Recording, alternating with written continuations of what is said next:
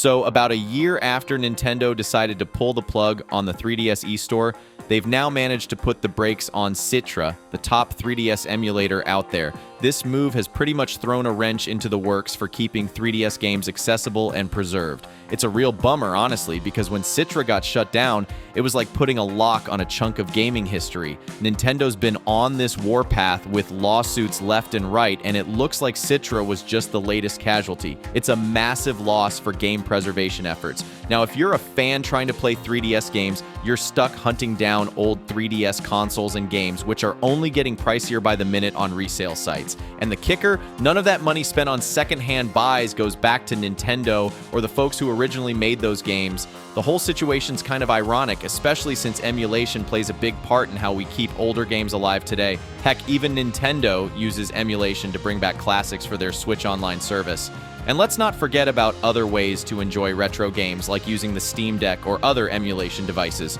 Citra was on its way to making the entire 3DS game library playable, but now, thanks to Nintendo's legal actions, that mission's hit a major roadblock. So in today's episode, let's go deeper into this tea.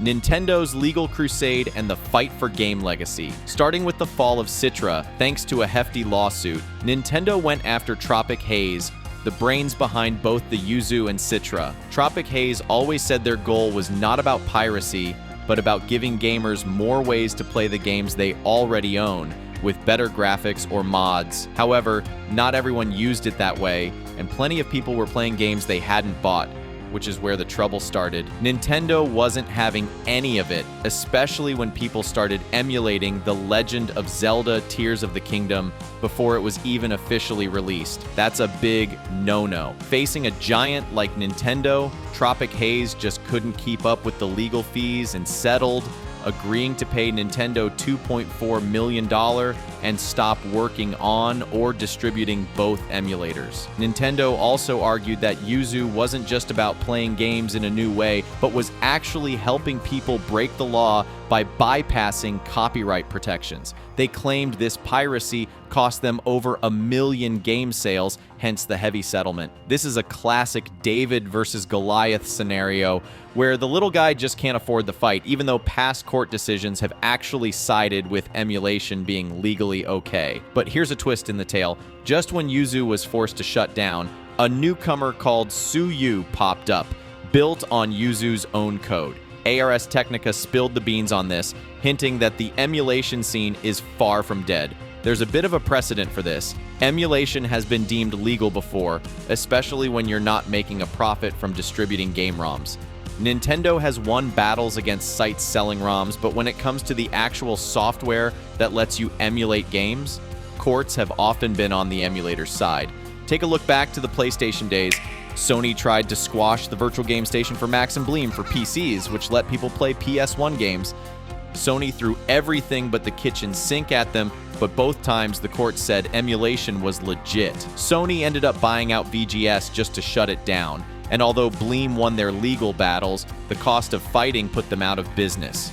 This whole saga shows a pattern where the big fish use their financial muscle to bully the innovators, even if those innovators are on solid legal ground. Tropic Haze's situation with Nintendo is just the latest chapter. Nintendo might have been technically right about the potential for breaking encryption with Yuzu, but the legal groundwork suggests emulation in itself is protected. It's all about how you don't cross the line into piracy. Yuzu didn't include any Nintendo secrets directly, they just showed folks how to use their own Switch to get what they needed, walking a fine line Nintendo wasn't happy about. The closure of something like Yuzu isn't just a blow to Tropic Haze, it's a setback for preserving Switch games for future generations. Just like in the past, it seems like the fight over emulation is less about right or wrong and more about who can afford to keep arguing.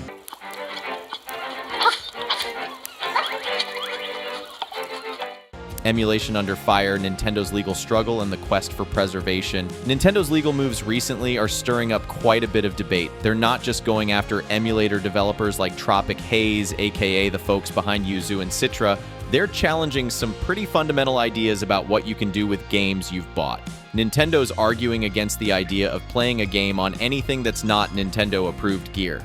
This kind of argument feels a bit shaky, since it touches on the right people have to back up their own games. The thing is, this situation with Yuzu isn't quite the same as the emulator battles of the past, like those involving Bleem or the Virtual Game Station, which let you play your PS1 discs on a computer. Those cases actually showed that emulators could end up boosting game sales for consoles like the PlayStation. Yuzu's a different beast, since there's no straightforward way to play a Switch game from its cartridge on a PC. This gray area around the ethics and legality of emulating current-gen consoles like the Switch makes the whole debate more complex. Ideally, this is the kind of stuff that would get hashed out in court, but the reality, especially in the US, is that many of these disputes end with a settlement outside of court. It often comes down to who can afford to keep the legal battle going. In this case, Nintendo's deep pockets mean they can push until the other side has to give in, even if those being sued might have had a strong case. The drama around Nintendo shutting down a Super Smash Bros. Mod tournament fits into this pattern of aggressive IP protection. But the bigger picture here, especially with Citra's development ending, is about preserving gaming history. The 3DS had a long run with a hefty library of games. Citra aimed to make all those games fully compatible with their emulator, a goal now dashed by the settlement. This could scare off other emulator devs, putting a dent in efforts to keep old games playable. Nintendo's not helping with game preservation either. Their Switch Online service leaves out a ton of games and consoles, like the Virtual Boy, DS, 3DS, GameCube, Wii, and Wii U. So if you want to play games from those systems, you're either looking at emulation or hunting down secondhand copies. This standoffish stance on preservation isn't just a Nintendo thing, it's becoming more common across all entertainment media. Shows and movies get yanked from streaming services without ever getting a physical release, leaving no legal way for fans to watch them.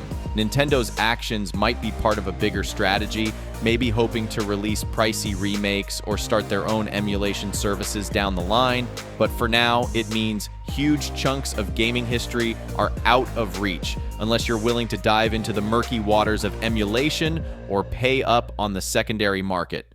All in all, the discontinuation of Citra and the challenges facing 3DS game preservation are a microcosm of the larger issues at play in the gaming industry and in the realm of digital copyright.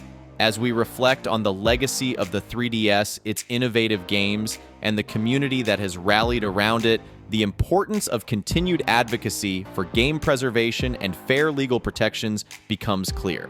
This is not just about reliving nostalgia or playing old games for the sake of it, but what matters is recognizing video games as a vital part of our cultural heritage, worthy of preservation and accessible to all. And with that, we come to the very end of this video. If you enjoyed this content, make sure to give us a thumbs up and comment your thoughts on the topic. Until next time, gamers.